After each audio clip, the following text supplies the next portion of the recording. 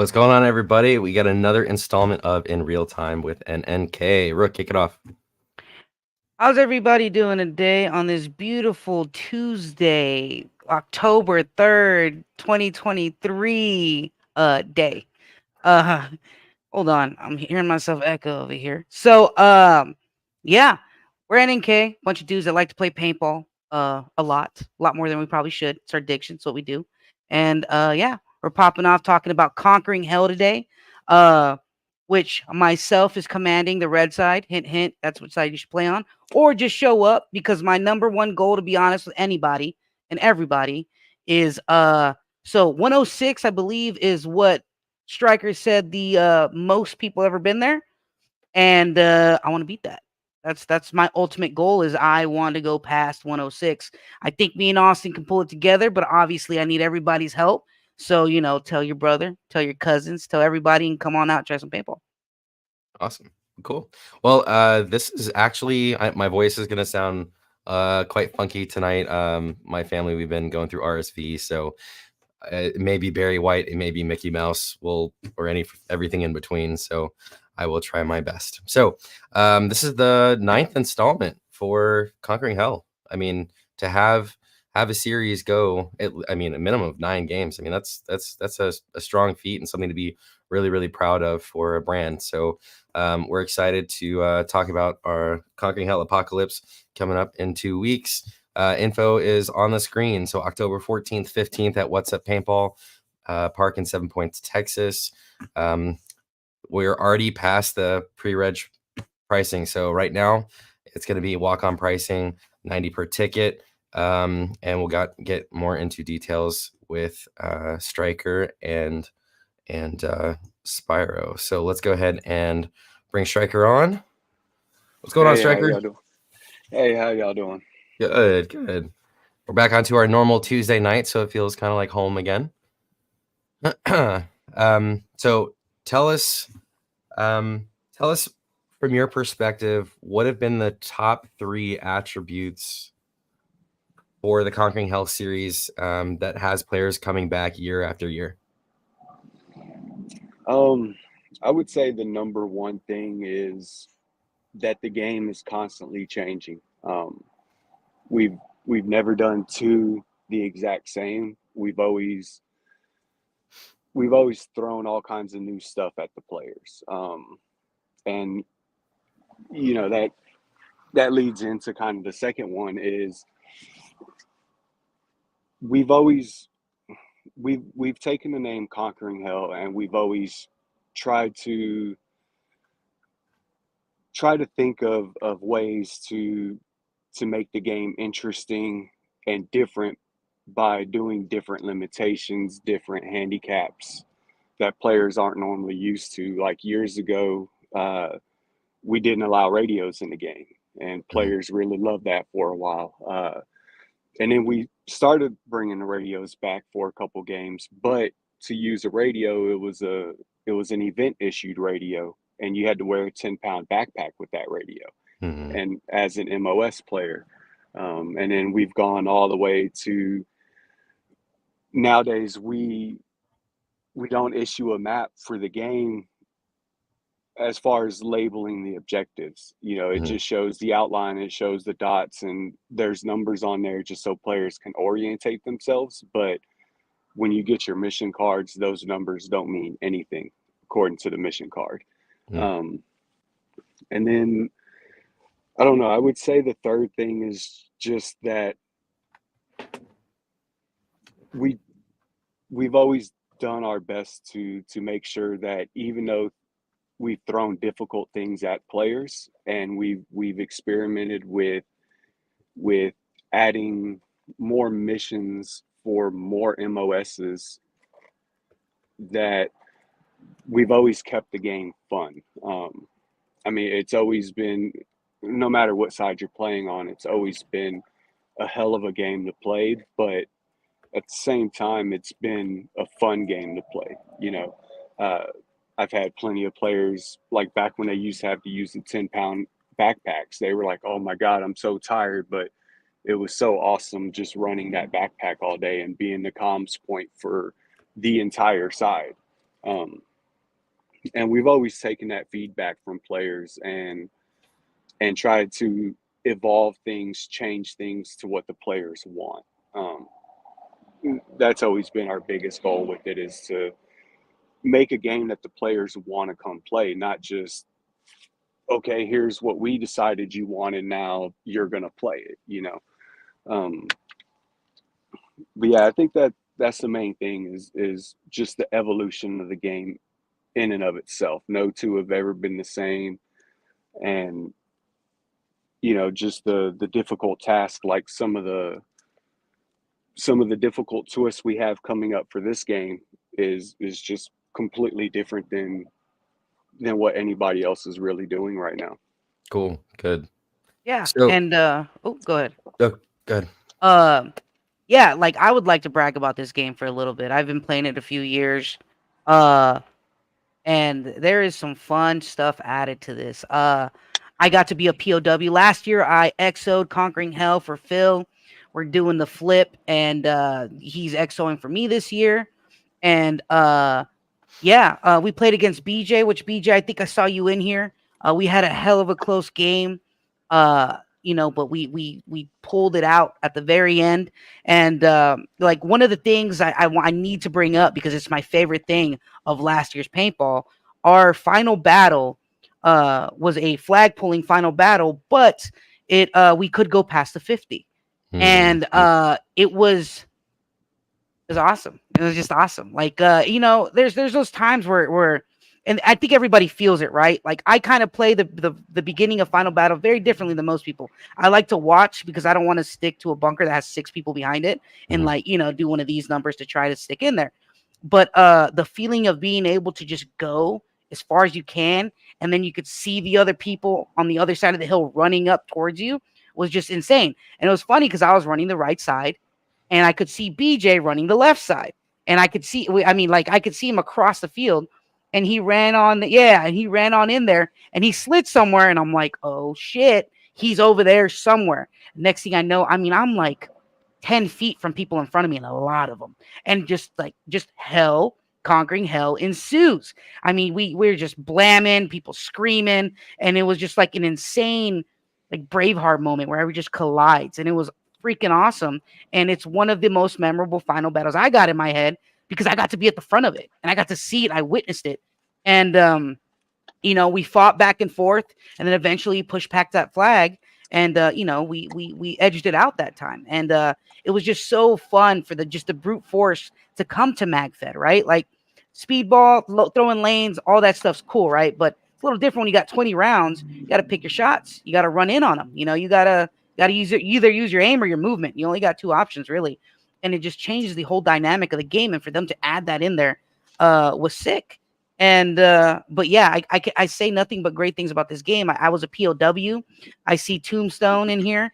I gave them a run for their money when I was the POW. Striker got to see me. Roach is in here. Justin, he I was the worst POW you could possibly ask for. I'm just awful. If you give me an opportunity to be a menace, it's exactly what I'm gonna do. I remember I was just coming around. I was like, hey, and they would look at me, and I'd go like this real fast. Everybody's like, whoa, and I was like, see, you're scared.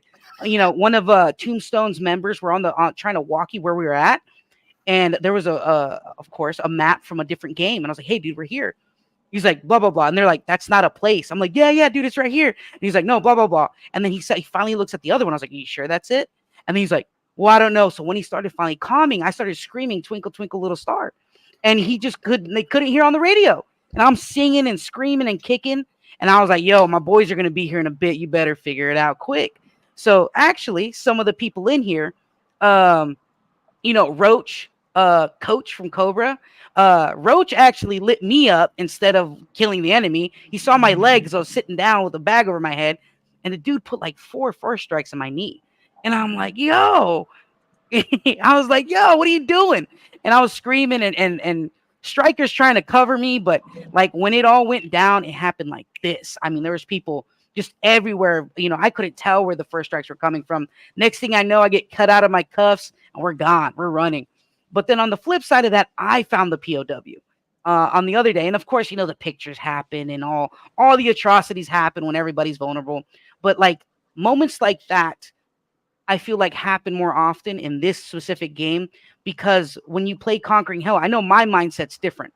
I know it's going to be difficult. I know it's going to be tough. I know it's going to almost, I don't want to say unfair, but right, it's going to test you as a commander and then you to communicate as a commander to your team to like make stuff happen. And that's one of my favorite parts about this. And then on top of being MagFed, I feel like a lot of MagFedders that show up to this game specifically, they, you know, they're going for it. You know, there's, you know, we're not just sitting on our, you know, we're getting it. We're just getting it. But One to thing I run like through this, to add, go ahead, go let ahead. me add real quick to that, Rook. One thing I've noticed over these past the 8 Conquering Hells we've done before There it is. is MagFed has this stigma about it that it's a very slow paced game, that it's very slow and it's not aggressive and everything. But the thing I've noticed over the last 8 is that we've wrote in those areas where it would pay to be aggressive, and the MagFed players at the Conquering Hell games, they go for it, and it's some of the more aggressive MagFed I've seen in years. And and it's nice that players are out there, playing aggressive and not just sitting in the back and you know adhering to that normal stigma of MagFed players, because I know plenty of MagFed players that will run up and bunker you with first strikes, and we Always. see it all the time at the Conquering Hell games. Always. Mm-hmm. 2-6, who got smoked? Because I specifically remember y'all squad got smoked. I'm just saying, heard a lot of screaming, heard a lot of running, and then I was free. I'm just saying. But yeah, I completely agree, Striker. That's a huge thing for me. That's a big part of this game. And it's just I don't know. I see it here, right? I tell everybody I'm not a MagFedder. I'm not that guy. I'm not the the vest and all these things. If you ever see my gun out there, it's a speedball gun with a mag in it. That's really all it is. I wear a carbon belt, so it's basically like pods. So I changed the game to my liking. But first strike shooting those things, it's a game changer. But For all of you MagFed elites here, they're like, yeah, it's not me. Yeah, it's They're- not me, guys. I'm sorry. I am who I am. But let's run through this chat real quick. So we got what's up, Roach? Squirrel, of course. Tony, I'm ready for you to be there. What side you pick? Eli, you always say first, but you're always not. And Pops is always second, just so you know. What's up, Randy? Tombstone in the house. There you go, BJ. I knew you were in here. Marcos, excited for the Sunday segment. The Sunday segment is gonna be freaking sick. I saw it. I'm excited for it. And it's a video game that finally came to life. And again, it's pushing all of us to be aggressive, right? I mean, aggressive as you Right. can be. And it puts us in one small condensed area. And the second I saw it, I was like, "Oh yeah, this is we'll it." get into Sunday. My We'll get bad. into- I'm getting excited. Quit talking to me about stuff on the show, guys. You're messing me up.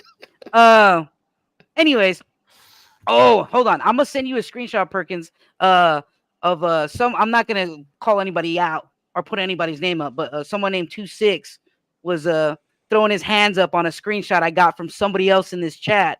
But we ain't gonna talk about that. But anyways, keep it going. Awesome.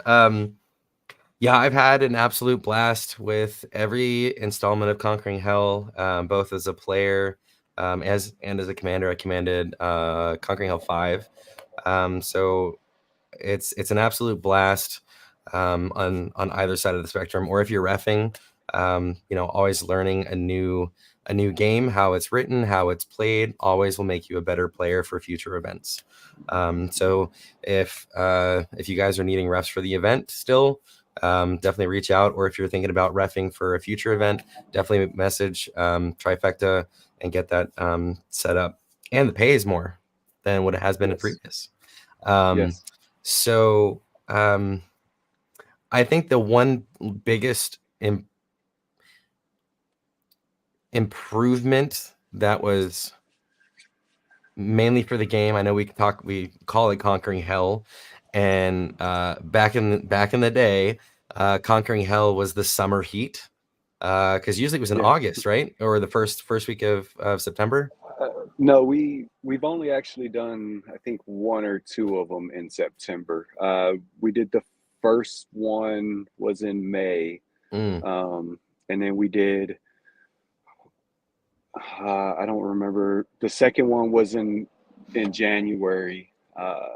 Then the third one, I want to say the third one was like May or maybe August, and then we did a That's September one. But we've been on October for about for a 3 couple years years now. now. Yeah. Yeah, But I remember, we were conquering that heat because, man, that felt like hell yeah, sometimes. So October is a great time. So if you're really interested in playing a MagFed only game, and an actual MagFed only game, it does have pumps with 10 round tubes, so there's a limit there. Yes. No excuses. Yes. So if Zero you are a pump excuses. player and you got 10 round tubes, be there.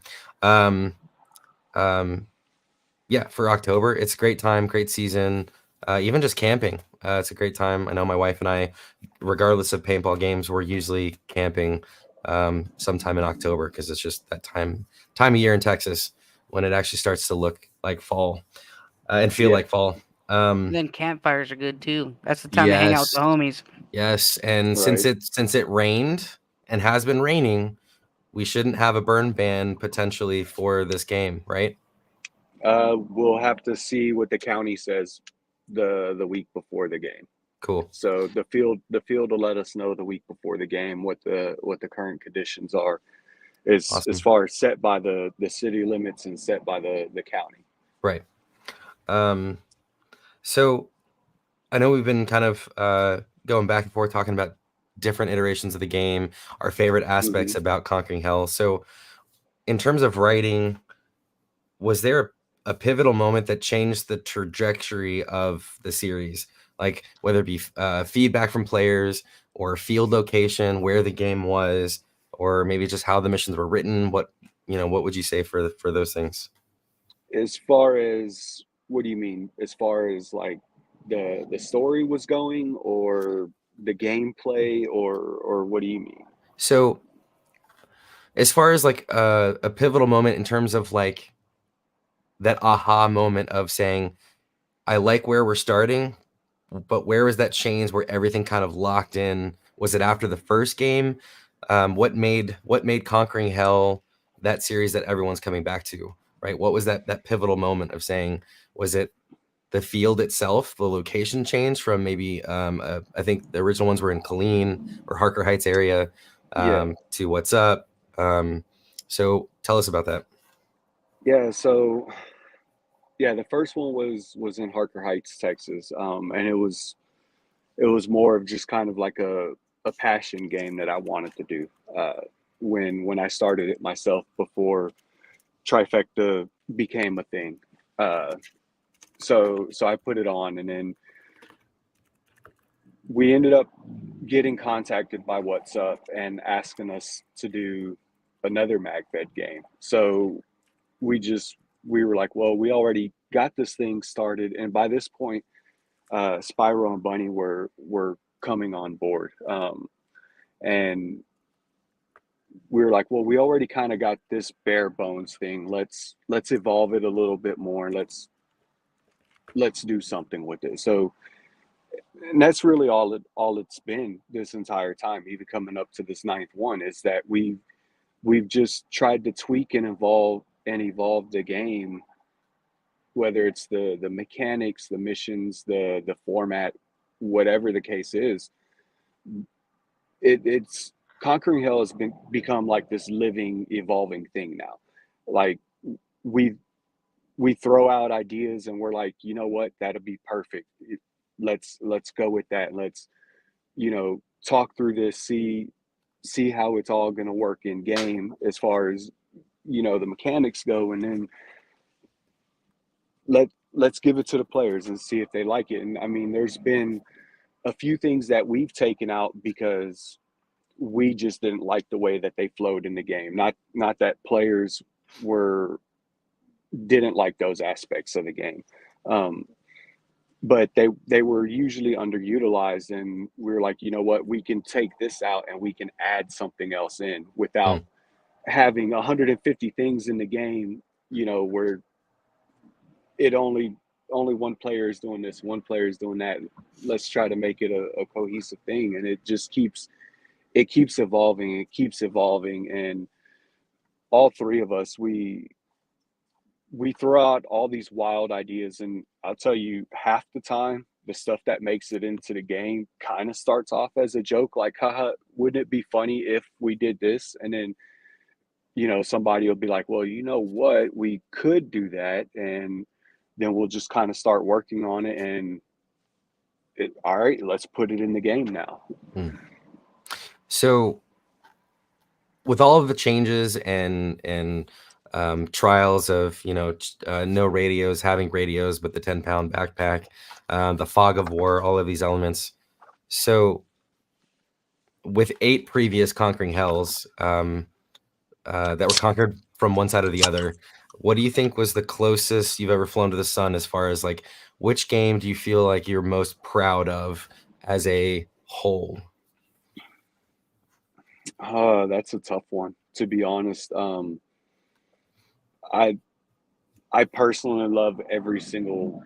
I mean, it sounds cliche or whatever, but I personally love every single one.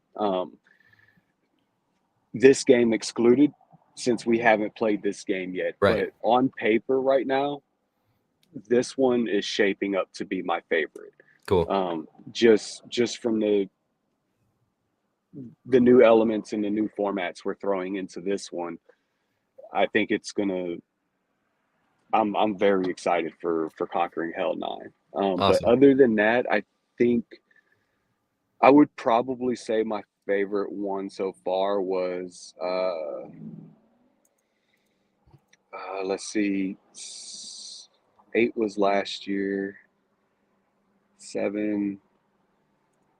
It was one of the ones at What's Up. I want to say it was 6, and I think Rook and Thomas Mahoney were y'all XOs or commanders at that time? No, 6 was my first one, actually. Mm. Was that your first one? That was the Yeah. one where y'all split that award for sportsmanship or something like that. That was it. Mm. Yeah, it was me and the Yeah, gorillas.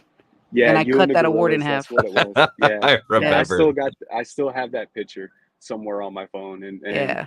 just seeing like that level of sportsmanship, like even though I think we ended up getting both of y'all a brand new bird, That's not the brand new point. pin. But no, it's little things like that. I mean, there's been so many little things throughout every game. Like I couldn't even tell you which one has been my favorite, but I can tell you that out of all the games I've either played, commanded, refed, or produced, Conquering Hell, I don't know, always has a special spot in my heart. I You know, agree. it's one of the games that I truly look forward to every year.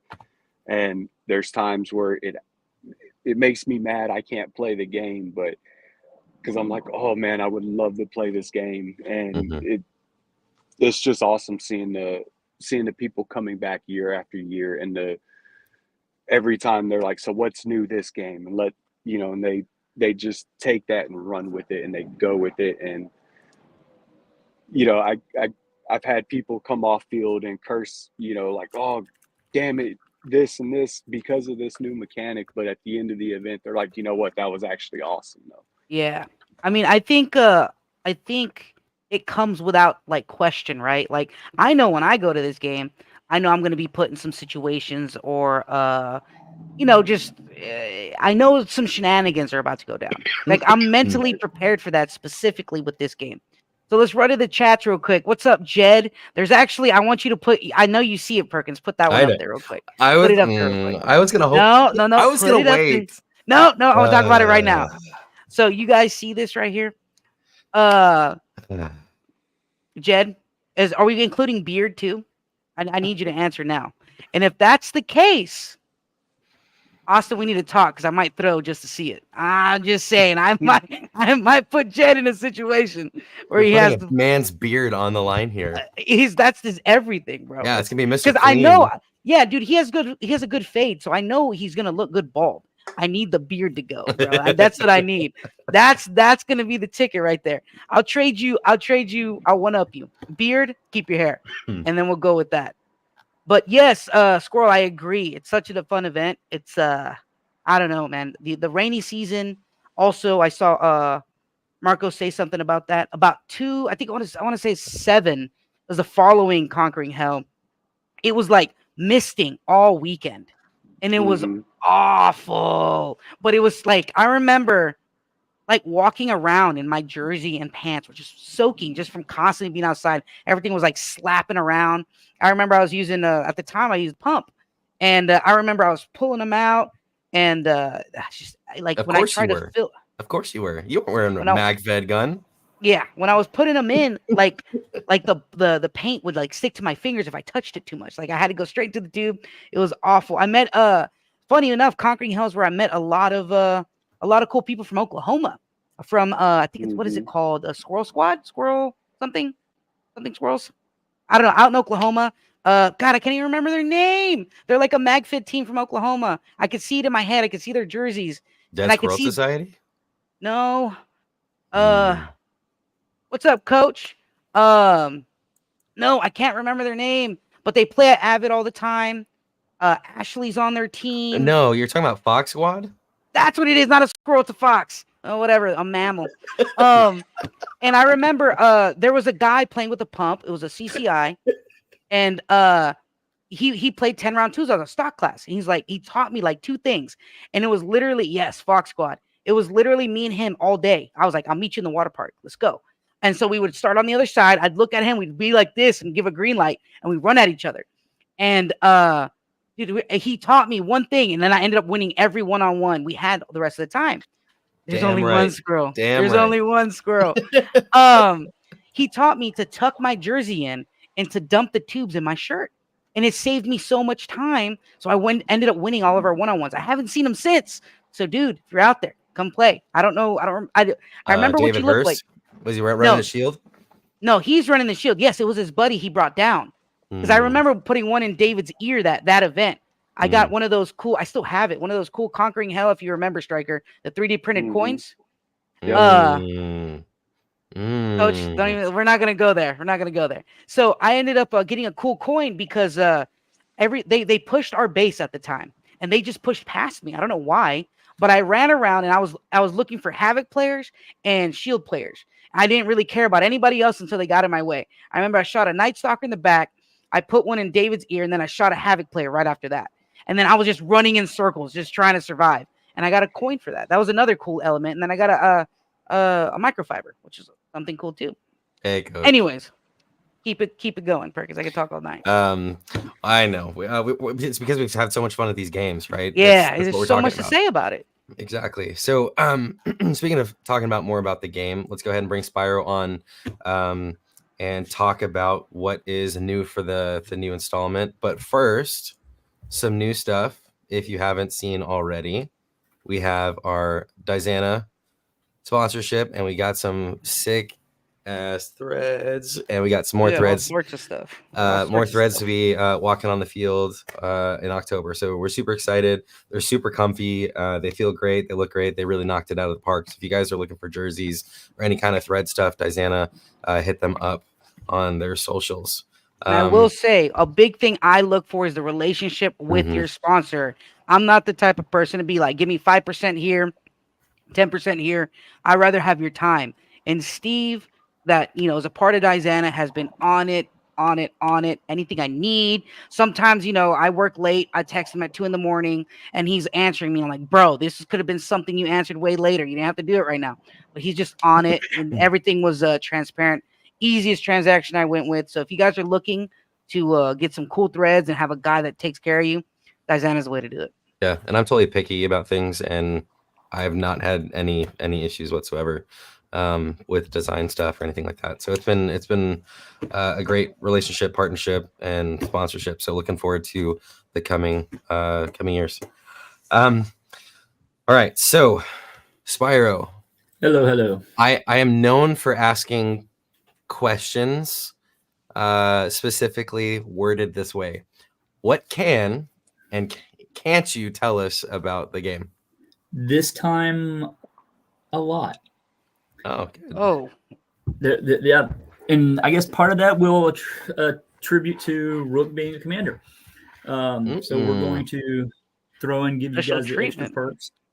We'll call it special treatment. There's going to be we're going to go over a lot, not just for your benefit, but Austin's as well as anyone that's watching now or will watch it following up.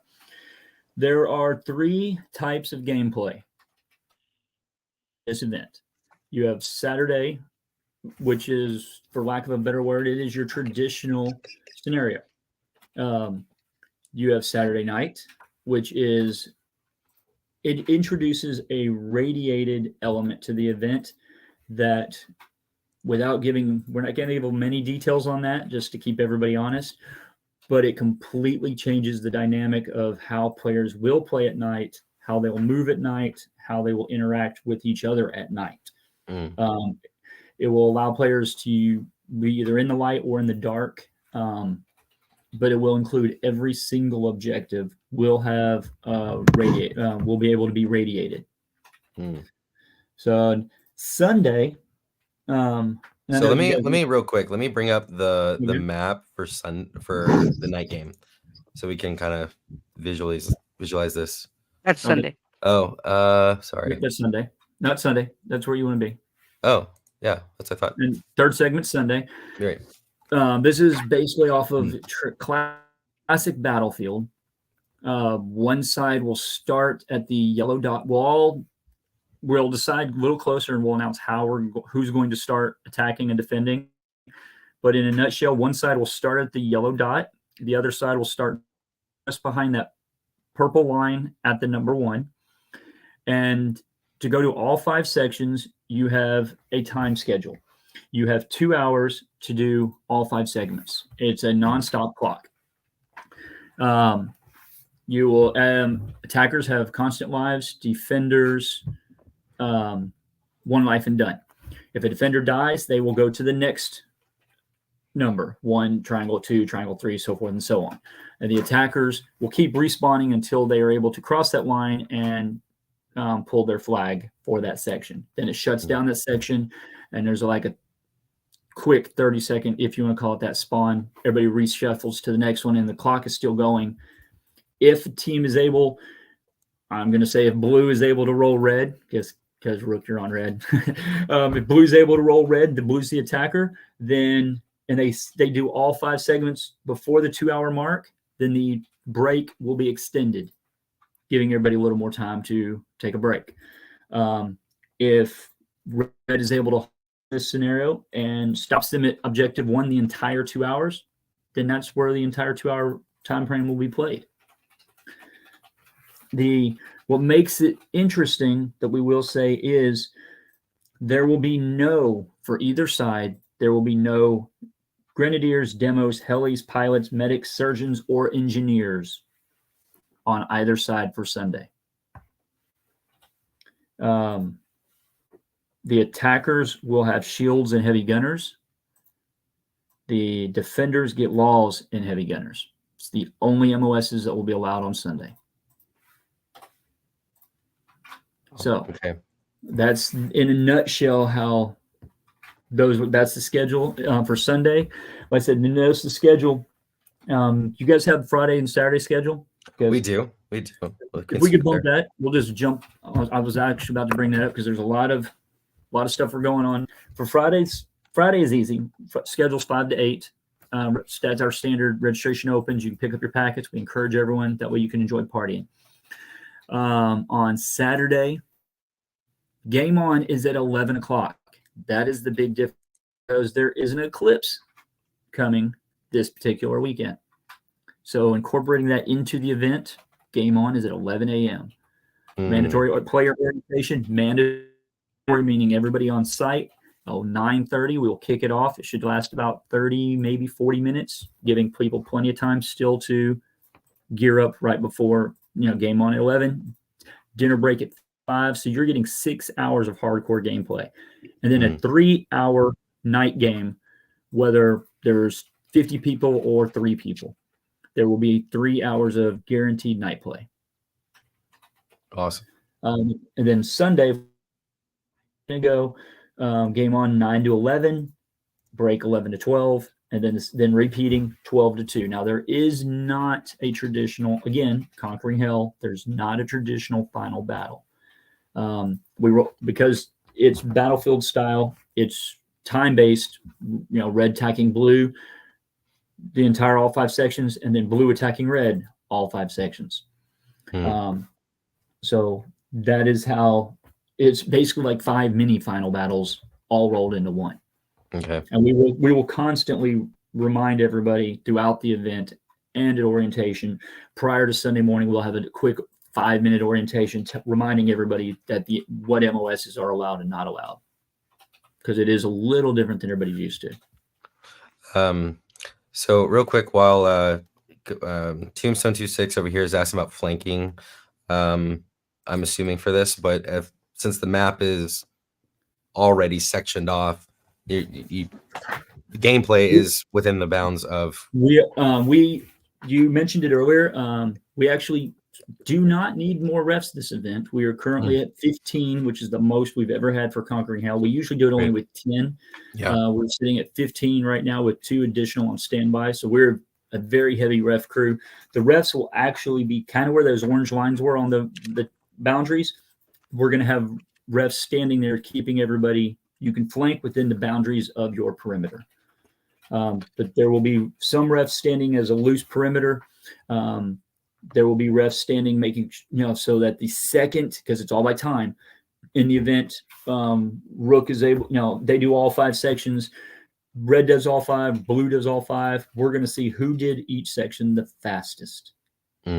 So Striker himself will be on field, stopwatching those exact moments those times are pulled for each of those. So that's one reason we have such a heavy ref staff, is to make sure. Scenario Saturday, first segment's easy. Second segment, the night game, is more challenging, but it's going to be more fun, more rewarding. Yeah. And the new style that we're looking at, if this plays out well, this very likely could be something we're going to do for future base, but this is our guinea pig. We're going to see how it works. Awesome. Well, so speaking of new things, and this is time to ask questions, and for equal time for both commanders. So we're going to go ahead and bring Austin on stage. Austin is with Hit Squad.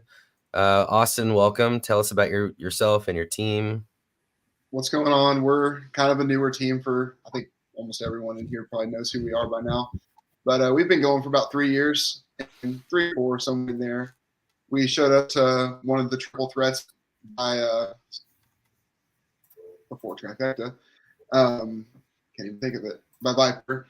And we got a MoFo award with Tipman 98 Customs, and we were hooked. So we all dove in. We've grown probably about 6-7 times since then.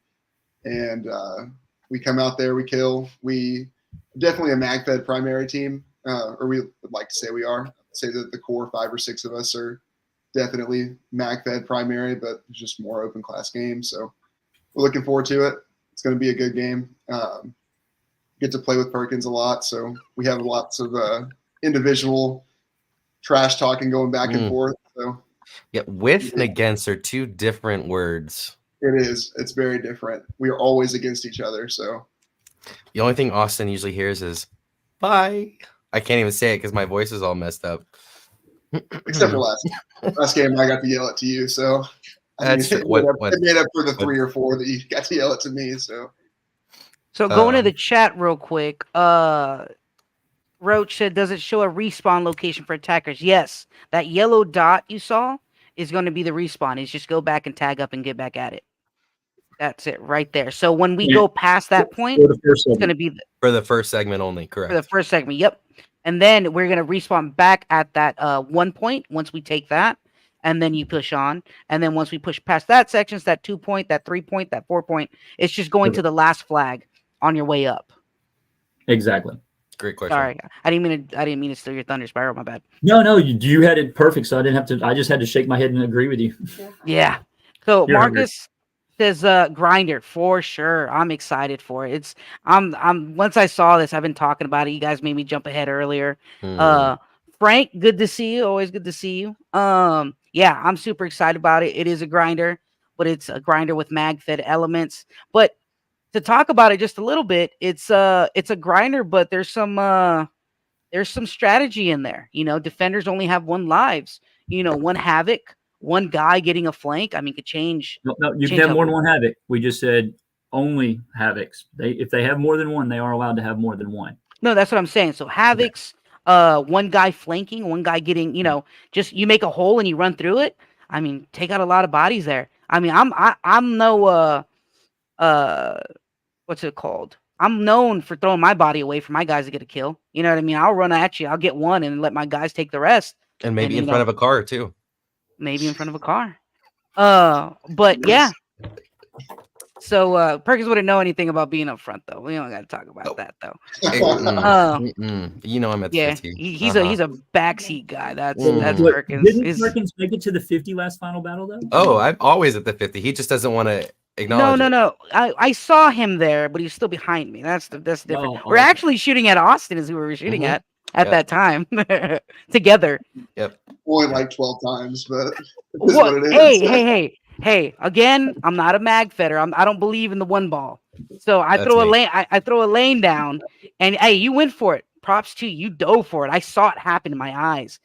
But you dove straight through this lane. It was perfect. The lane was going, and he was like, brah. And I was like, ooh.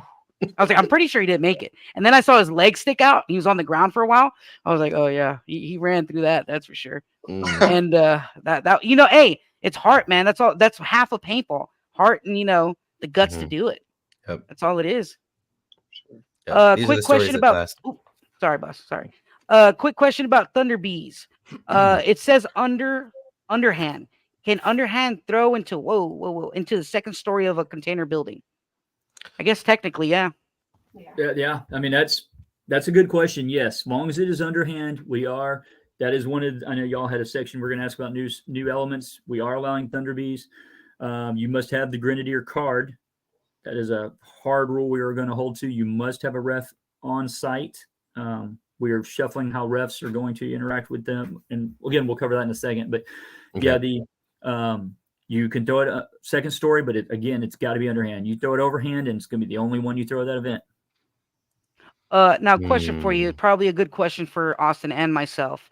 MOS cards. Can one person hold on to more than one MOS card? No, you're Okay, only so one- you've only been trained for one military operations. Okay. You spent your whole career learning how to be a medic or a sapper or a sniper. Or to throw one grenade. Yeah, just to throw one grenade. Just That's your entire military career. Yeah, You had to it's learn how right to there. throw It's one right grenade. there. Okay, cool. That's a good question. We have to limit monitor it somehow, and so that's kind of Of course. All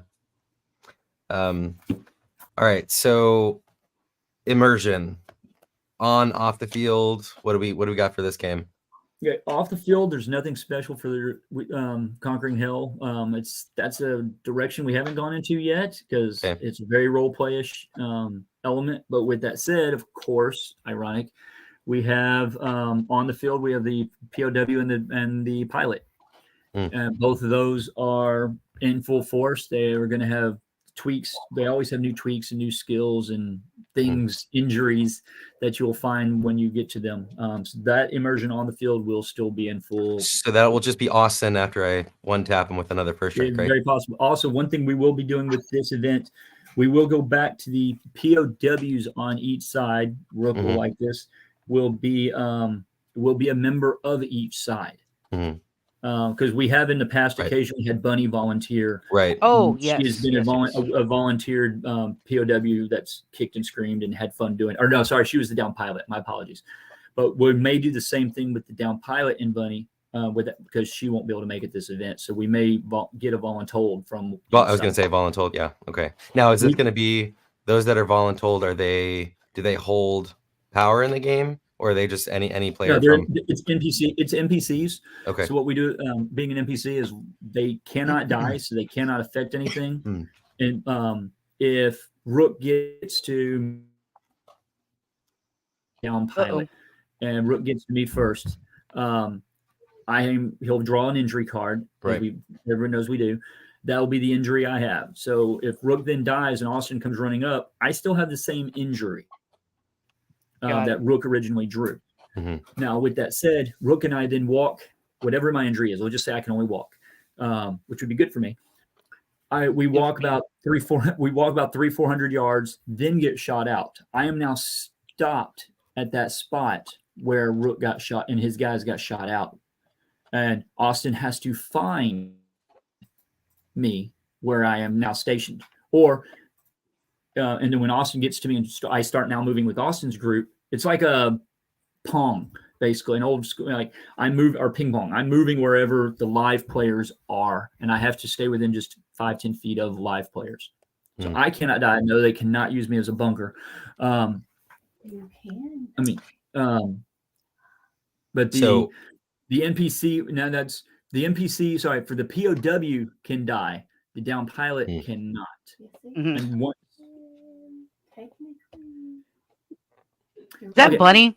Yeah, Really? she's Yeah, being, what she's is- being wife and told. Bunny's commenting a little bit. Yeah, and she's actually right. Let me rephrase it.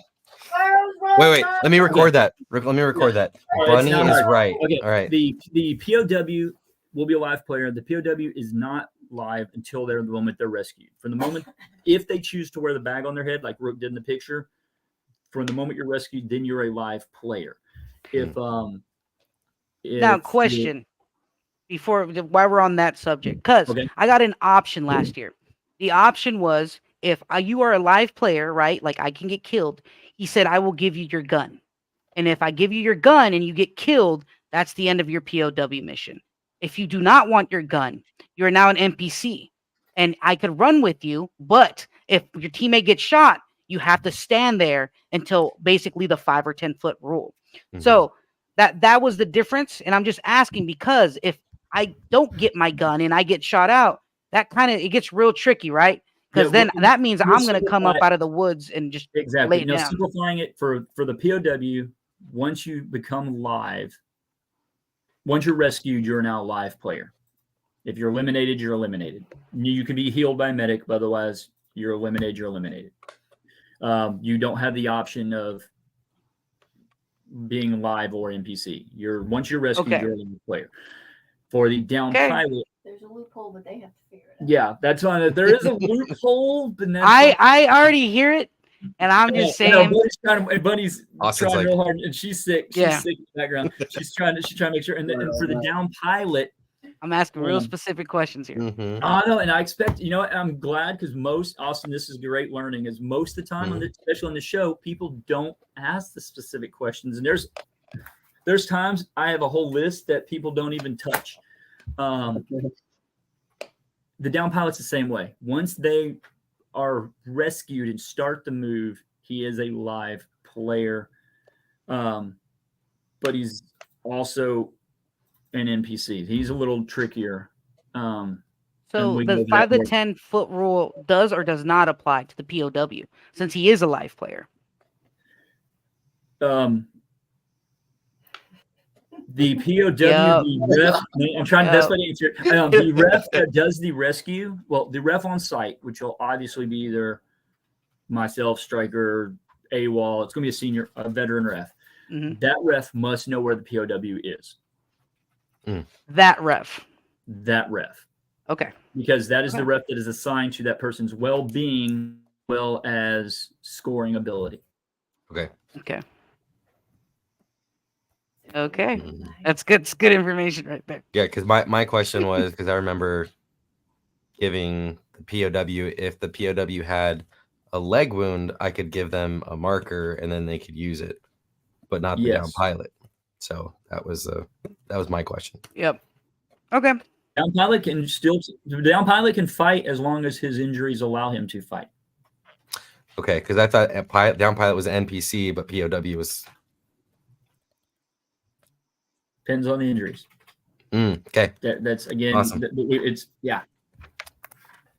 I can't get away. So Austin, I'm just saying if they Good question. I hope Spiral Bunny and Striker decide to pick one of us as our teams to be the POW. I'm just telling you, dude, just let loose. It's the best feeling in the world. And just act a fool, man. Just act a fool. I was being such a menace. It's one of my favorite moments in paintball period. And I got to do that because Spyro actually just pulled me off the field. I just got shot out. I'm all tired, walking back, trying to get air and water. And he's like, "Hey, Rook, come over here." Usually that's not a good sign for me. And I'm like, "Oh, what did I do?" So I'm like, "What's up, dude?" He's like, "Just stand here for a second." You know, Striker's all serious all the time. They're acting all serious. Yeah, he's just like, "Yeah, right." And I'm just like, "What?" And he's like, just hold on a second. I'm like, "Fuck, what did I do?" And he's like, "Just turn your radio off." I'm like, "Whoa, dude." I'm like, and this is the first time I got to experience this. So he's like, and my teammates, walk past him. He's like, "Don't talk to them." I'm like, "How am I not supposed to talk? How do I act normal?" You know what I mean? And they caught on to like, "What's wrong with you?" Because I was like, "What's up, guys?" And they're like, they hung out and talked with us. I was like, "Guys, I'll see you out on the field." And Striker's like, "Yeah, guys, get on the field." And I'm like, "Come on, like let the connections, click." And Striker allowed me to get on the radio to my command at the time, which was Phil. And I was like, "Yo, Phil, I need help. They're swarming in on me, blah, blah, blah, blah, blah, blah, blah, blah, blah." And I kept talking and I clicked the radio. And then Striker was like, "That was cool." I was like, yeah, I thought so. It was kind of fun. And so I was in there, man. That hood sucks. So Striker was nice enough to let me get my mouth out of it because everything in there fogs. And of course, mosquitoes and gnats, they're a thing. Not because you talk that much? Oh. No, because, nothing was in my mouth, Perkins. But dude, it was a great time. Like, I was being a menace, man. I was acting like I had a gun in my hip, and I pointed fingers at people. They got scared. I was like finger gun. I was like, "Hey," and they're like, "Oh, whoa!" Like, what? Like, I got you. I was like, "You're out." And they're like, "I'm out." And then Striker's just laughing. I start screaming, "Twinkle, twinkle, little star," when people are on the radio next to me. Like, dude, just let it out. It's a good time, and I hope, just for the sake of the experience, that you get it. Because it's too much fun. Just for the so everybody knows, with bag, it's not a requirement. Bag on the head is not a requirement because some people get claustrophobic or panic. It's a little weird in there. What we try to tell a lot of people is you'll be without it for most of it, but when they get in close, usually within like 10-yard proximity, then if you're okay with it, we'll put it on you, and that's when one of us refs will be right next to you. Yeah. And the sound, and Rook can attest to this, not seeing but hearing paintball all around Scary. you changes your entire dynamic of what you think paintball is. And all of a sudden somebody comes running up to you, puts their hand on their shoulder, and they're like, "We're here to rescue you." And you're just like, whoa. And I will say Striker, and this is very important, Striker did a great job of shielding me because my guys came in hot. Coach came in hot.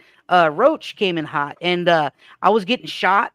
I was getting, things were hitting the bunker behind me, and all I could do was, just kind of lean over and hope it doesn't hit. But I realized then, because Striker stepped on me, he was sitting over me, like protecting me, right? Well, so I wouldn't get, annihilated in the giant crossfire. But Striker's also cool enough if you are claustrophobic, I'm not sure, but he lets you cover the bag only on your eyes. So you just kind of do this number and then you can breathe out of it. I don't know if that's a thing for you or not, but I'm just saying, man, just have as much fun as you can. This is a great game. Sure. I'm excited for it. But continue. Striker, did you have anything to say? No, I think y'all Oh, watching Rook be the POW last year was priceless. That was he took that and just made it his own, and the distress radio call was awesome, and we just cut the radio off like mid-sentence. But yeah, if you've never worn that bag on your head, it's pretty intense. It's pretty crazy. Yeah. And we do make sure that whoever the senior ref is on site with you for the POW, we place it on you, and when your team comes up, we pull it off ourselves and it's big enough to go over your whole mask. So yeah, it's not that tight way at all. we make sure that your mask isn't coming off at the same time, and any of those kind of safety issues with it. And then they made sure it's washed. There's no like fart spray in it or anything like that. So Oh, what? I'm supposed to watch it? Right. Give it. All right, Uh, keep it cool. moving, Perks. All right. So earlier we were talking about Grenadiers. So MOS's updates, changes. Yeah. No double rules stacking, changes. right? Yeah, you cannot double stack. Armband tape is still optional for Conquering Hell currently. Laws. Did a lot of changes to laws.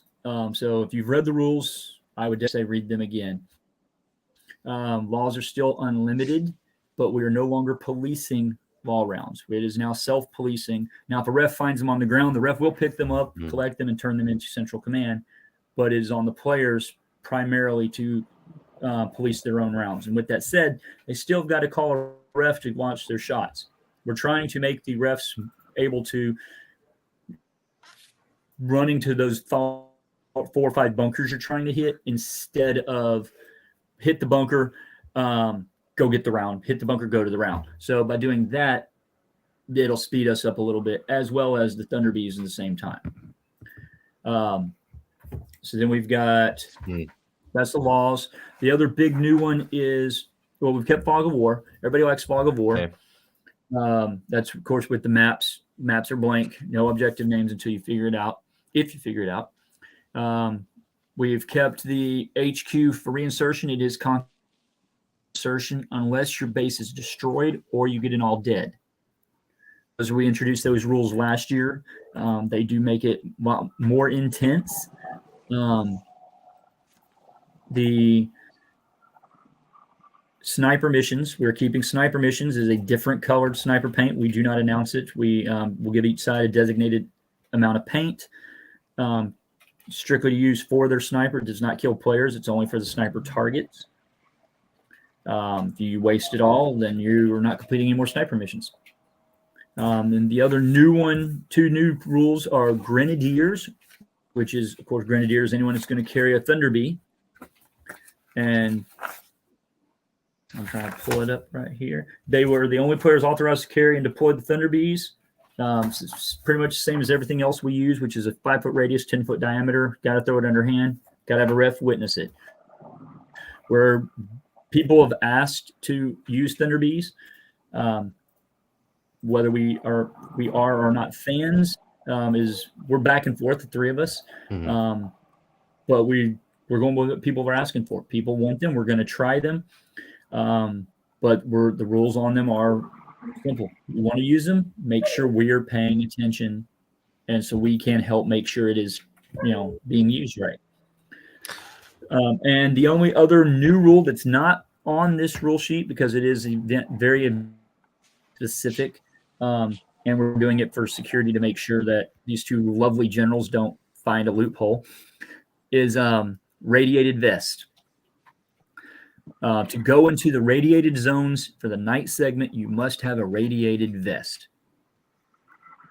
What a radiated vest is, how you acquire one, will not be told until player orientation. It will be strictly right 9:30 on the dot. It's going to be one of the first things we cover.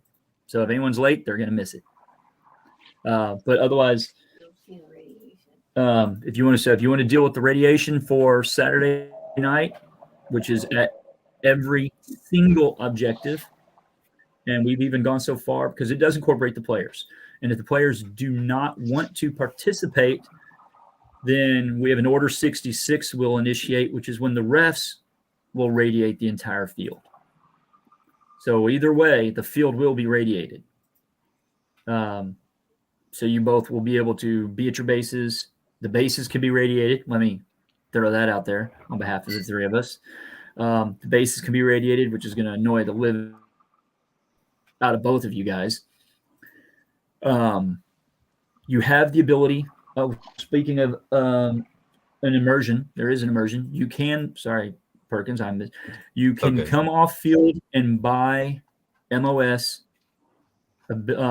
sniper medic demo pilot. We're introducing pilots into Conquering Hell. We haven't had helicopters in Conquering Hell yet, as well as your bandages and all those supplies, radiated vest, all that kind of fun stuff from command.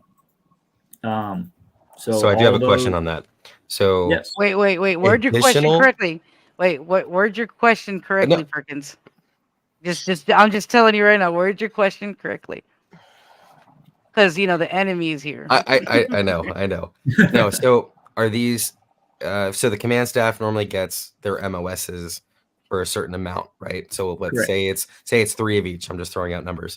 Three So each, if you go off field to go purchase these Let's other say you want a MOSs, are fourth these one. extra beyond what we're given, what the commanders are given, correct? Yeah, hypothetically, with what you said, each side starts with 3.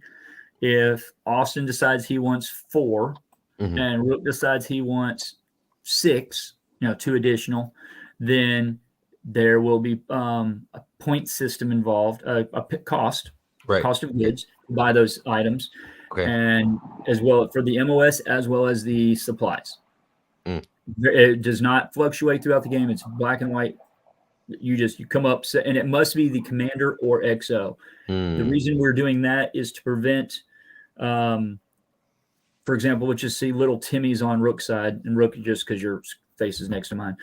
Little Timmy comes running up and says, "I need 22 demos."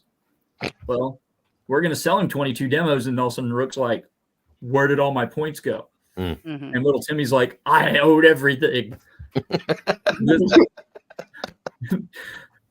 And this actually, this used the same format last event, and somebody actually, a person tried buying stuff for his side in an absorbent amount, and we nipped it in the bud real quick. Oh. But we are, because we already had this rule in place. We just didn't Mhm. announce it like we are right now. So yes, it must be under the XO coming up to buy stuff, or call me on the radio and say I am sending this person. Mhm. So we know exactly who will be on the coming up to buy. No, just Austin, just let it be you, so that way we get some Yeah, extra dude. FaceTime. Buy it all up. Yeah, you gotta see me at some point. Now, can you tell us how many MOS cards we get? No. Oh, Bunny, you're supposed to be sick. Stay over there. She goes, and then you hear, no. Yeah. She's still, you want to see Bunny? Hold on. And the no was so hard. She was like, That's Bunny. No. Aw, So That's how white she is right now. aw. The no was She's so hard it hurt me. Unfortunately sick right now. So this may be a question that She's still some trying, even though she's sick, she's still trying to balance you out. Just so you guys know, she's Oh. actually trying to get the sides list situated tonight so that we can late tonight or throw it at you guys in your chats so we can go over those numbers. So Cool. she is trying to work on that for you guys. awesome. So what else? What do we got So- next? So Yep. going back to MOSs real quick. So don't shoot the messenger. But I know obviously in past, obviously this is now the 9th installment. So I know that we can't double stack MOSs. So if say a riot officer and a grenadier, right? Or a havoc, you can't double stack. So can a shield player run grenades? Can a havoc player run grenades? Why did you say It is again two separate cards. If you're a Exactly. shield, if you're carrying They a are riot the shield, rules, Rook. They are the rules. If you're carrying a I was riot, already if you're thinking, carrying a riot okay. shield, then that is what your ability is. If you're a heavy gunner, that is what your ability is. If you're a Right. grenadier, that is what your ability is. You cannot. The only, and it's not a double. A lot of people think that the general can be the general and have an MOS of his own. That's not double stacking because his general is not an XO are not actual MOSs. Correct. That's position? technically the only way you could, if you want to call it that. Otherwise, there is no loophole to being double stacked any MOS ability. Right. That's a black and white. If you're trained, that's what you got. Hey, Rook, just for you. I know. Thanks. I see it, Bunny. Just ruining all my fun, and you're not even here. Hey, Um, just a quick question on the Havocs. So let's say I shoot Rook out from behind a bunker. With us being able to retrieve our own, does that mean I can put that same rocket directly into my Havoc and then shoot somebody else with it? Okay, well, I'm going to back up. I'm presuming you Police. shot Rook. I'm presuming you shot Rook because he was carrying a shield. absolutely. No, Well, I behind shot a him bunker. behind the bunker. Behind Behind a a bunker. bunker. Or bunker. Okay, Yeah, because man-made you structure. can't Man-made target structure. the Yeah, only target Rook is he's carrying a helicopter. Obviously, now if he's carrying a helicopter, shoot him. Beyond that, yes, theoretically you could shoot Rook in that scenario. Run up, grab the round. No one has shot you. Reload it. Fire it again. Now, mind you, you have to have a ref who literally has watched you fire the first round and is now watching you fire the second round. But if you can, absolutely. Okay. So yes, But- theoretically, you don't have to carry 50 rounds on you. You could carry 6, as long as you can fetch your own rounds. I was gonna say just you can carry as many as you want on the Havoc player. So I don't know, Austin, if you want to run and chase them, but just so you know, I'd I fill was just something out there. clarifying so it didn't come up later on. We do recommend man. everybody marks their rounds. You'd be amazed how many Yes. people still do not mark their rounds. We have 4 or 6 that were left over at the last event. We'll be bringing them this event. His squad, I think you have 1. I think. Sweet. But whatever we have, we'll be bringing, and they'll be in the box up front. Cool. And actually, I think I have 1 of Cobra.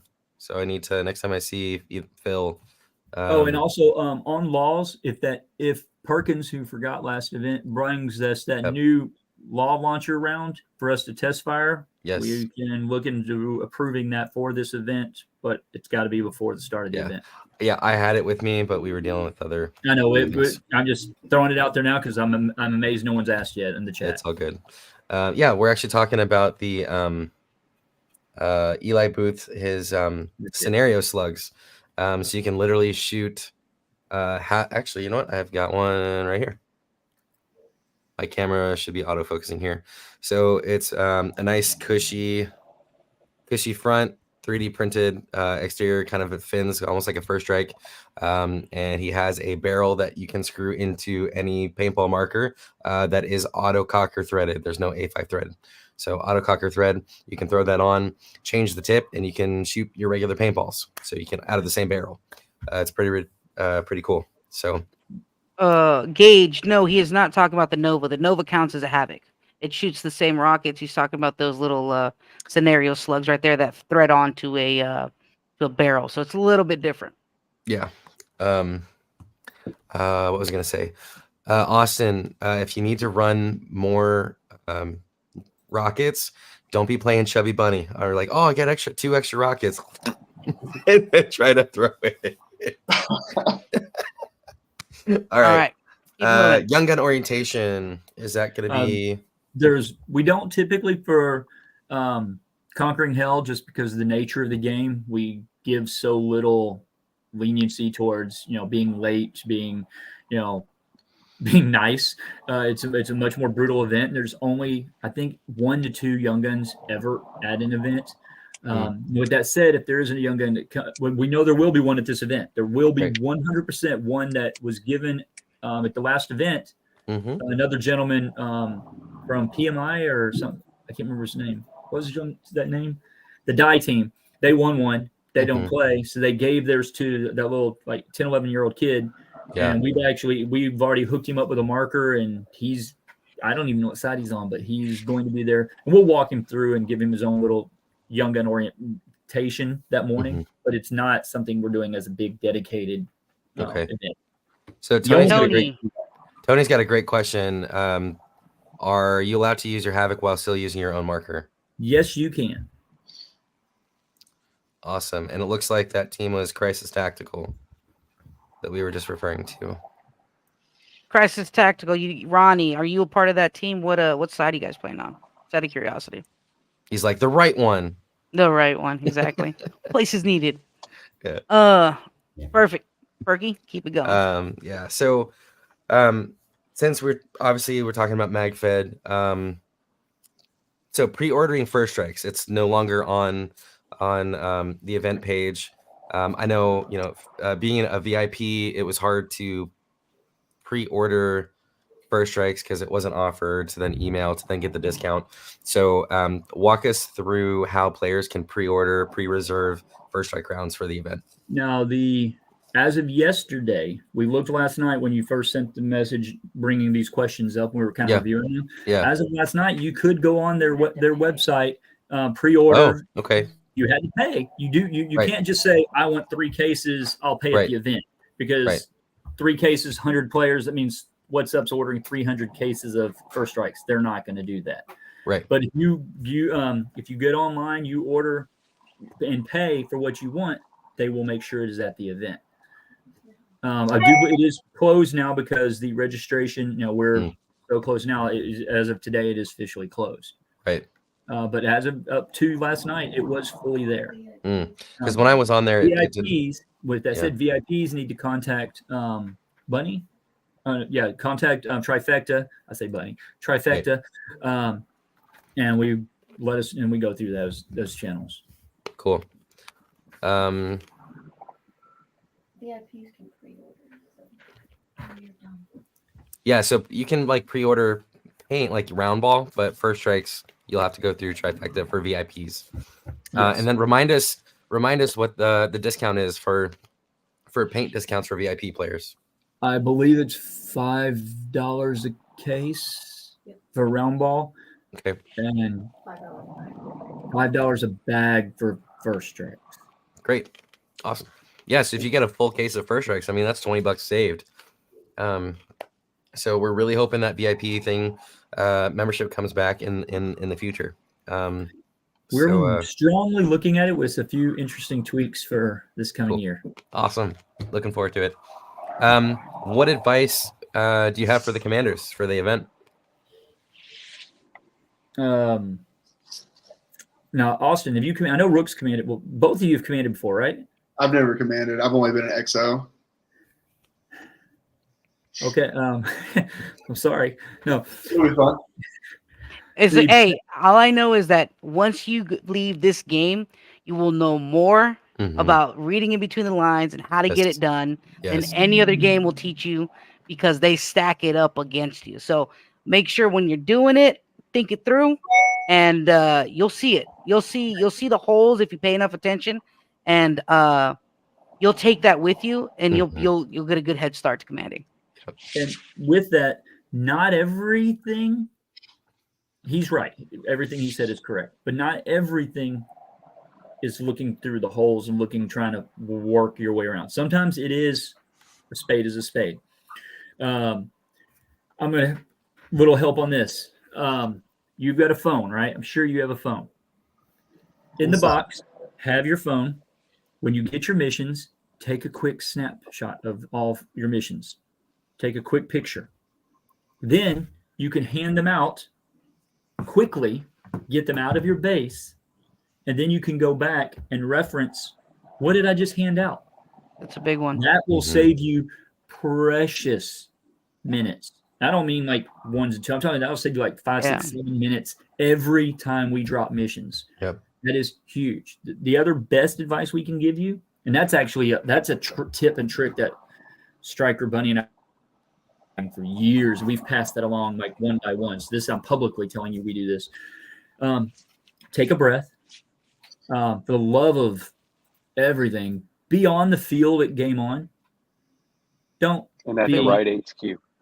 at the right HQ. Please be at the right HQ. Be at your HQ. Take a breath. Like I said, it's paintball. At the end of the day, no matter what, you're shooting your friends. They're shooting you, and you're gonna have the game is going to be fun. Now, there's all the tactics, the read between the lines. What can I get away with? There's all that make the event even more next level. There's the whole night element that's just going to be blowing once you actually see how it's going to work this time. Sunday, which is a massive video game reimagined battlefield.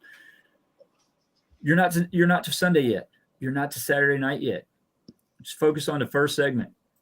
The best thing I can tell you about that first segment is prior to Game On. I don't know if Rook's seen me do this because I haven't commanded much since Rook's been. Perkins has seen me do it. When I command, I walk around all of my teams. Find your teams. You guys having fun? Hope you're having fun. What can I do to help you guys have fun? I'm going to see you out there in 5 minutes, in 10 minutes, the next segment. When your guys, you'll walk up to, I'm going to say Perkins. You're like, oh, I don't play night game. Oh, man, for the first 2 hours, it's daylight. It's not even I dark. hate that so People are much. like, people are like, I wait a minute, hate that. it's not dark. People don't realize like it's a 3-hour game, 2 hours are daylight, 30 minutes of twilight. That means I only want you to play in the dark for 30 minutes. If you think about it, it's much easier to get someone to play in the dark for 30 minutes than it is a 3-hour night game. Mm-hmm. I've gotten hit with that line more times than I can Just by imagine, and walking- I've done it. Just by walking around and talking to people. I mean, Perkins does it, Brooke does it, I do it, Bunny does it, Stryker does it. Already walk around and talk to people, Austin. And I'm directing this most at you because you have commanded. Just by introducing yourself and getting involved, it will be huge. And the best advice I can give you, Rook, is same thing, but in different aspect. Take a breath, but where he's got to take a breath and try to stay up with the game, you got to take a breath and not let the game not get ahead of the game, because you're going to be going 99 miles an hour. So, Austin, that was about to be you're going to be so fast. Yeah, I was gonna tell you that, Austin. Just I'm not gonna lie to you, dude. It's stressful. Mm-hmm. But the most important thing, and I think it makes the most sense, is don't be afraid to lose. Like I'm not. If I lose, I lose. But the fact of the matter is, once you lose that idea out of your head, the game goes from a 10 of stressfulness to like a 5.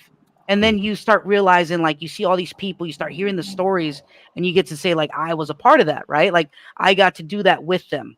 And I think it's really cool about the POW. I keep coming back to that because we get to get involved at that point, right? Who's the team that's gonna come save their commander or their XO? You know what I mean? I have, who's the first one to come get me out of those ropes, and we got moving. And it's gonna be stressful, but you got to remember yourself. If you're not having fun, because shit rolls downhill. If you're not having fun, your players aren't having fun. If you're stressed out, screaming at people, that's gonna happen. I think Spyro and a lot of these producers I've played and worked with understand how intense I can be. But the second I turn around and I look at the teams, I look at the people, it's back to fun. If I got a problem, I turn to them, and it's like talking to the principal, right? And you just got to remember that it's at the end of the day, dude, it's a game. We're gonna have a fucking blast. And regardless of how this all shakes out, my number one goal was to get past 105. And my secondary goal is for everybody to have fun. And if we win, we win. And if we don't, bro, it's good. You know what I mean? You're going to lose someday. It's going to happen. You know what I mean? Fuck it if it's this weekend. You know what I mean? Just remember, if you two should have a texting thing going throughout the event, just so you can kind of communicate. And if you don't, you can start one.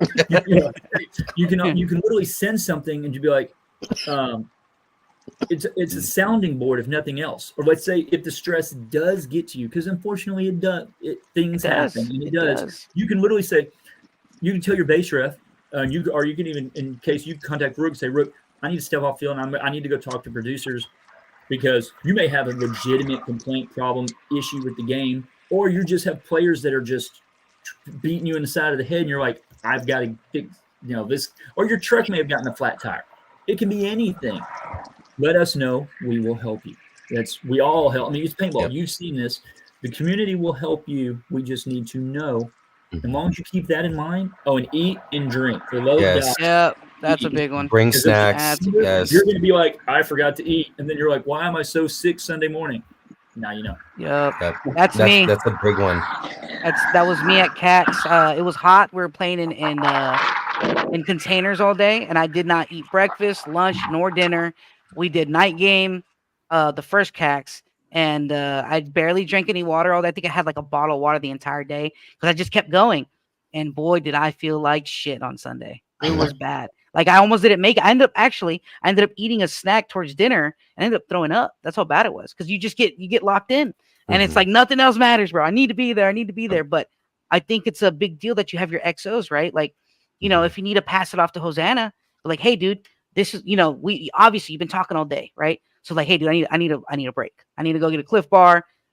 I need to get some water. I haven't peed all day. Yeah, and you're like, here, dude, here you go. Hold it down for an hour or whatever. Not even an hour. Like, yeah, I know an hour sounds like a long time, but 15, 20 minutes. Go do what you need to do, because a little bit of water goes a long way when you had none.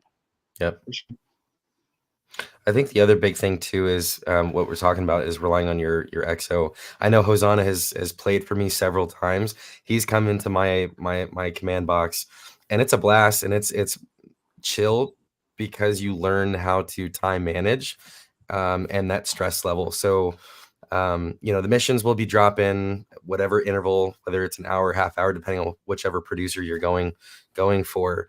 They're always going to be dropping, and so it's how you're delegating. Stress is how you handle it, because you're going to be trying to do X, Y, Z. You're going to have players wanting to come talk to you about, hey, listen to this cool story I have. You still need to be approachable, right, Yep. to those players and make sure they're having a great time, but at the same time get your own stuff done. So that's the other part of commanding I think a lot of people don't talk about until they experience it, and then you're like, oh, now I get it.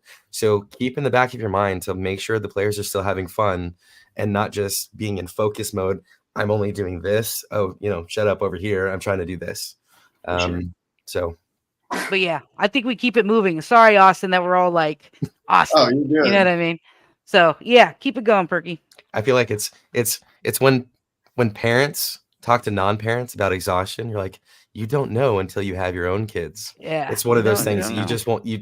First time you'll figure it out. It'll be a blast. You'll have a lot of fun, and you'll take a lot of memories with it. And everything from conquering hell, like Rick was talking about earlier, you get to learn way more about how to read things and how to ask questions. Deal with them.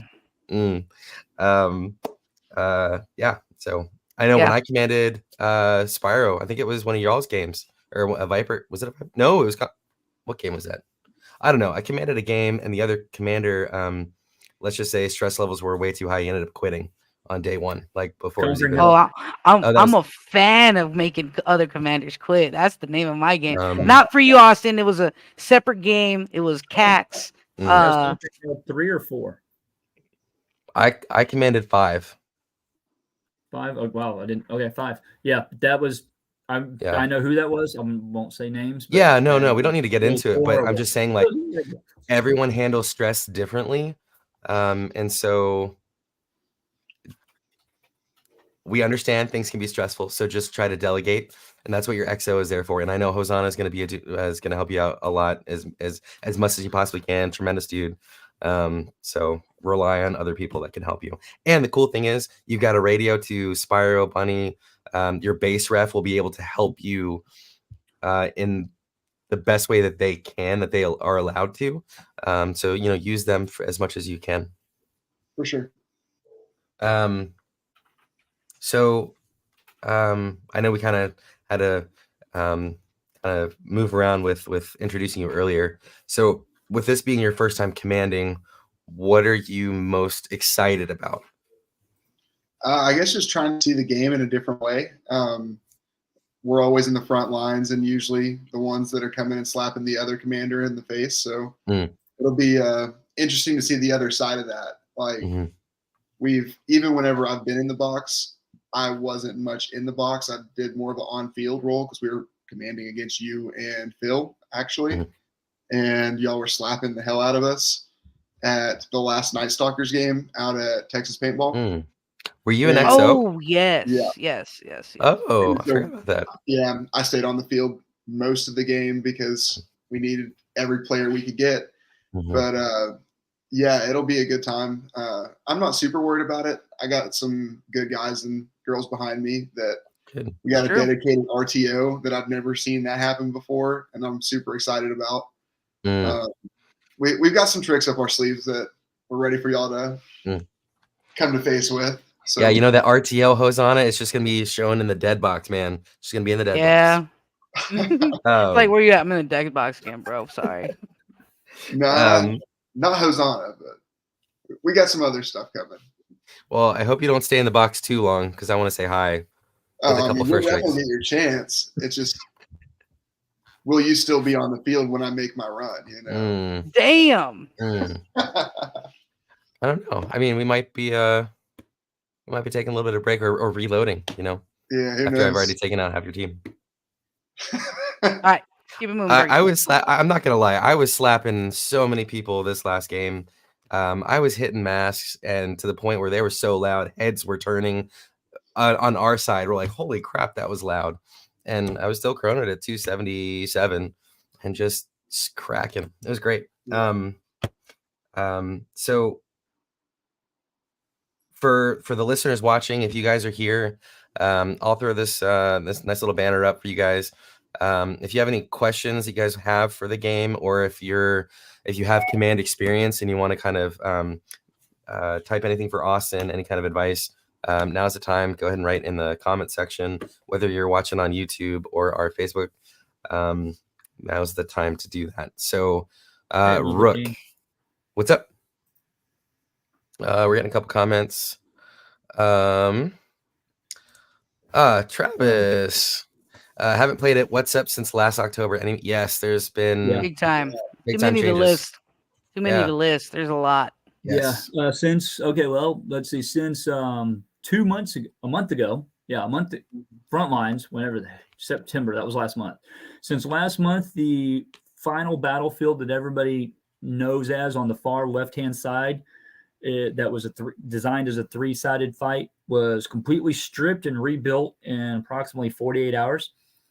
Completely new. Like, use at the Frontlines game, it was test run, and everybody, for the most part, liked it. It's very combat intense and very close quarters. All it needs is buildings. It would be CQB all over. Well, since last October, God, there's buildings all over the place. They've added new bridges. They've opened up the trenches. I mean, there's a lot. That's really obvious. There's a lot. Will anything change if it rains? You get wet. Yeah. Your moisture level. There's no refunds because of you're getting a little moistured. You're gonna get wet. Keeping on. It's paintball. Yeah. So Rook, what do you look forward most to commanding Conquering Hell? The atrocities that I know are gonna happen to me and Austin. I just know it already. I feel it. I've been getting the looks from Stryker and all the things. I mean, that's pretty much it right there. And I mean, it's one of my favorite games. Get to see everybody out. We started Frontlines in September. I'm going to the brand this weekend, but it's really like, paintball starting to ramp back up, and I get to see all the homies and, make my rounds around the campsite and say hi to everybody that I haven't seen in like 6 months. So it's gonna be a great time. I'm just excited to be out there. I'm happy to be out there. I'm okay with taking a break from real life and bullshitting around with y'all for the weekend, playing Soldier. It's awesome. All day, every day. So I guess just everybody that's here, maybe talk about the importance of what makes great refs. I know we have all 15 refs for this event, but what makes a great ref, and maybe the experience gained as being a ref, like the importance, because I know we're trying to get refs at most games, and the importance of having, I don't want to say qualified refs, but refs with experience, or players who want to gain the experience to be a good ref, to become a better player.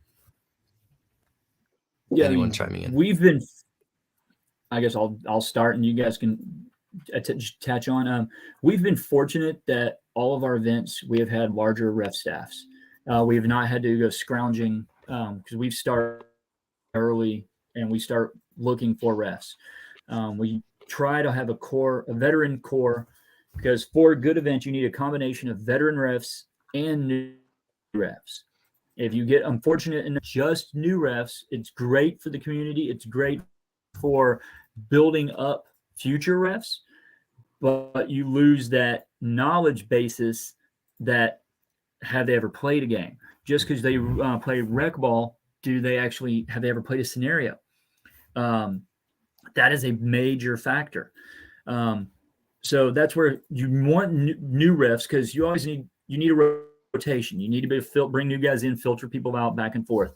But you also need veteran people. For example, Conquering Hell, this event, we're going to have 2 new base refs that we're training them, because by definition, Conquering Hell is a smaller, slower event. Yes, it's mag-fed, and yes, I know Stryker said it's not slower, but we all know it, compared to your open class, it is a little slower. Right. So we're training 2 new base refs that potentially will also be the base refs in November, just Okay. to give our veteran base refs a little bit of a breathing room, Mhm. and to give us more A ability, bigger pool. a bigger pool. Thank you. Yeah. A bigger pool to draw from, so we're not always going after the same. We're paying more. I mean, we are paying food. We're giving people dinner. At breakfast at least one of the 2 days, if not both, because Bunny makes it a point. Everybody needs fed, so she goes out and she bought kolaches at front lines, not donuts, kolaches. But we harp every Saturday morning before the event starts, and even before that, we have a dedicated ref chat. We go over the rules. Now, we can't make anyone pay attention. We can't make anyone actually learn, but we like to take the belief that people will take some ownership and pride in what they're doing. And if they do, you can always tell because it makes a better event. As generals, both of you are going to and should push your base refs, not physically, but mentally, because you're asking them a lot of questions. Yes. You're trying to see what you can get away with. Can you do this? The rules don't say I can't do this. And we do that intentionally because we're not trying to make a 24-page rule booklet with every rule. Now, we have our own master set of rules that we can scroll through, but we're trying to give the players a snapshot of the rules that are already 4 double-sided pages. So we try to keep everything just flowing. So, yeah, it's a combination of veteran refs and new refs. I mean, that makes it work. Great. What do y'all need? What do y'all want in refs? I definitely, I don't mean this in any kind of negative way, but I definitely want to see refs who know the rules better than their name, that they know them inside and out, forwards and backwards. So that way, in the times of intense battles, or, obviously tensions are high, for players to come up, and if there's a disagreement, the ref right then and there can say, here's the ruling, go. Who aren't pushovers, I guess. And I don't mean that, again, I don't mean that in a negative way, just the steadfast, these are the rules, black and white, The dream, that's the scenario, yeah. Right. I think I gotta disagree with that one. So I rather have an attentive ref that's not sitting and for the lack of better words, bullshitting while things are going on in front of them and calling it like it is. Because as much as I love to argue, and everybody knows that, I don't argue with a ref, whether it's a bad call or a good call. Right. That might be from the speedball, right? That you said it, okay, cool. It's a bad call, but fuck it, I'm out. I'm walking, right? Like that's it is what it is. And I'd rather have somebody ready to go and be there and pay attention and just be at it than somebody that knows the rules that's scared to put themselves in that situation, right? And maybe it's just from the speedball background, like somebody that slides in. If I call a paint check, please come check me. Don't from like 6 feet away, and come look at me. Come paint check them. Come, like take a look at me. And I think one of the best thing I seen a ref do, and he can't remember, but I knew he was trained in tournaments. He was calling the calls. He's like player, and then he's either out or he's clean. But he didn't look at the player. He didn't point at the player. He was just like players clean and just walk away like that. Good. Because then we could get in our fight, kind of know where we're at. But I would always look to see if he was clean or not. It wasn't like, oh, let me run over there and give away his position and you know what I mean? Like, oh, players out, screaming players clean. Like if I have clear point of view to my ref and have clear point of view to the guy I'm fighting, I know he's in or out based off of the interaction we all three of us had. So, but that's a very intimate interaction that we had because it's like a 4-on-4 in the back of the woods. It's a lot different than massive atrocities happen in the water park, right? But I think attentiveness outweighs everything else. I'll forgive a bad call, but I know you were there. I know you were checking me. You might have saw it different. I'm cool with that, but you were there and you were just getting it. You know what I mean? I rather you be there than sitting on the box back there reading the rules back to me. Right. Sorry. Let me rephrase what I mean. If there's like a question of, say, a Havoc, right? A rocket landed within 10 feet. There's a ruling. Was there a man-made structure? There's a ruling. So knowing those rules, that there's no gray area for those elements is what I'm referring to. That it's clear, cut, and dry. This is the ruling. Cool. Sure. But yes, being attentive is obviously important because as a ref, you've got to know the game. You got to know what you're watching and what could be happening in the future, right? You've got to play the game, what's going on before it happens. So you're thinking ahead of where you need to be. Austin, do you have Austin, any? what do you got? Yeah, I think that a big one. I'm definitely on the Rook side of that one. That attentiveness is a big deal, and especially being a Havoc player, that at least for an hour or two of each day, I always pick up my Havoc. It's nice to have someone that's willing to be active, not just kind of in the mindset, I'm Mhm. going to stay right here. Right. Especially if I'm like moving through the water park, it's nice to have someone maybe not following me, but kind of tailing me that I can call them over. And it always is just awful whenever you call for a ref and they're just like kind of moseying on over and walking real slow, because you might have 3 guys behind a bunker right here and you want to take this shot right now, but you can't, which is I don't remember her name, but she was the ref at Stargate the last Oh, game. Ref And 12. Ref Kudos, 12. the Ref best 12. I've ever seen. We will give Fender her shout out on this one. Yeah, Ref 12. She'd be all the way back at the porta potty, and we'd call for a ref, and she would sprint to us all the way Yep. back. Like Yeah. that is what I would consider like the best type of ref, is someone who's willing to be mobile. And I know y'all kind of position people at places but sometimes an area still can fall through the cracks because the ref needed to go with somebody or something. That someone that's kind of malleable and willing to help as needed and fill in the gaps that are just inevitable. Yeah. We're Sweet. pulling Ref 12 all over that field. Yes. All Yeah. over the field. She was awesome. Oh, I know. What We we got had, next? we had to rearrange refs to cover when she was being pulled. So yeah, we understand. And She was about it. Yeah. I have Yeah. no complaints. combining what all three of you just said is we do assign everybody into zones, like as Austin just said.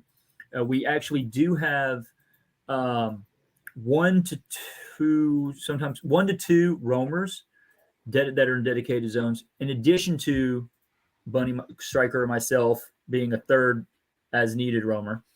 Some events it works great, that it works as the paper says, and other times it's not as good as the ink it's printed on. And it happens. But I did actually write this down for wanting more attentiveness, more active motion in the rows, and just moving where they need to be, because this is what we need to know. And anyone can comment on Trifecta email, Trifecta on Facebook. Anything we can do to make any part of it better, we need to know, because the events we're only going to grow better. We're going, just as Rook said, we're going to the brand this weekend. We're going just to play. We're going to experience something fun and different, and just see how the guys next door do their events. Give new ideas, mainly though, so we can see friends and just hang out. And What side are you playing on?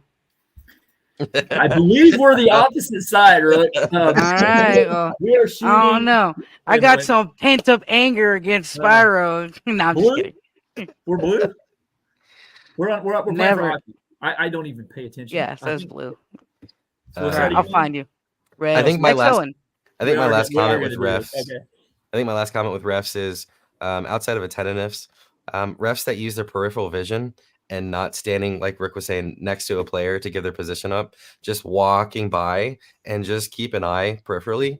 And so you don't have to give their position away, because I feel that team like- or that player may have worked really hard, 20 minutes just to get to that spot, to a ref just to stand up right next and be like looking straight at him, you know, him or her, right? Cool. Last questions, guys. Anyone in the comment section? Apparently Bunny wants Luis I to got shoot, you, girl. Don't even worry about it. What? I'm gonna find him. I promise. You know, She's got a we hidden can just- she's got a hidden I'll- air tag I'll- somewhere I'll on just him. tell you, we can arrange this so we can just get it out of both our systems. We can do this. No. The thing got no is problem. I'm not gonna do a heads up with you. I gotta get you. I'm gonna film it. That's how bad it's gonna. I'll be like, oh, he's right there. I'm gonna just be lurking. He's slow. That's mean. Oh, That's so mean. you I don't have even me want to put jump on in to on do that one. this. I don't even want to jump in on that. He's slow. That's mean. You're not going to Wait. offend me. You're not going to offend me. No, Someone but take that's my just leg mean. and That's shoot it at mean. you. It's on. That's mean. No, it's gonna be a great time though. It's gonna be a great It's time. going to be a blast. I just And want to we're play actually paintball. camping. We're camping at Conquering Hell as well. just going back to the whole everyone camping and hanging out, we will be camping there as well. Awesome. Yeah, it's camping Sweet. Oh, time. speaking of camping, real quick. This may be a question, I think probably for what's up. Do we know if the on-site RV spot at What's Up is available, not Blue Sky? We can find out. Oh, speaking of what's up, though, we do have showers, hot and cold Ooh. showers. They are Nice. officially working now. Totally forgot to throw that out there. I've had a busy day. Sorry. Hot and cold showers. Of course, they have the full working restrooms. They do have. I know they were working on the RVs. Okay. Bunny's listening, and she's already working on sending stuff. We also, as Stryker said earlier, once we have a better understanding as far as whether there's still a fire ban or not, Right. we'll let everybody know, because unfortunately we don't in any way, shape, or form control that. And we will address fire as well as smoke once we know. Cool. But Awesome. as of right now, we're in limbo. Cool. All right, guys. Well, we had a wonderful show. If you guys have questions, further questions about the game, go ahead and message Trifecta, whether on Facebook or Trifecta Events at Gmail. Let me Mario? see. At At Gmail. Yes, Gmail. Yep. I was just So like, if you're- yeah, it's like Gmail. Sorry, my voice is going in and out. So VIPs again, go ahead and make sure you send an email to trifectaevents@gmail.com just to make sure you get registered for the event. And if you plan on pre-ordering First Strikes, go ahead and send them your how many bags or cases that you're wanting to shoot at Austin. So any other other questions? I know. Poor guy. He's like, this is my first command. So it'll be a blast. We're looking forward to it on all sides, both red and blue. If you guys have any questions for NNK or Hit Squad, go ahead and hit up the respective teams. Love you guys, and see you guys next time. So on that note, I will see you guys next time. Rook, do you have any last minute? No, can't wait to play. Can't wait to see y'all. Hit me up. Play for me. Play for him. Doesn't matter. It's gonna be fun. It's gonna be great. It's gonna be awesome. It's gonna be freaking awesome. That's how good it's gonna be. Can't wait to see you, Austin. Sure. I'll see you guys. Have a good evening. Later. Bye.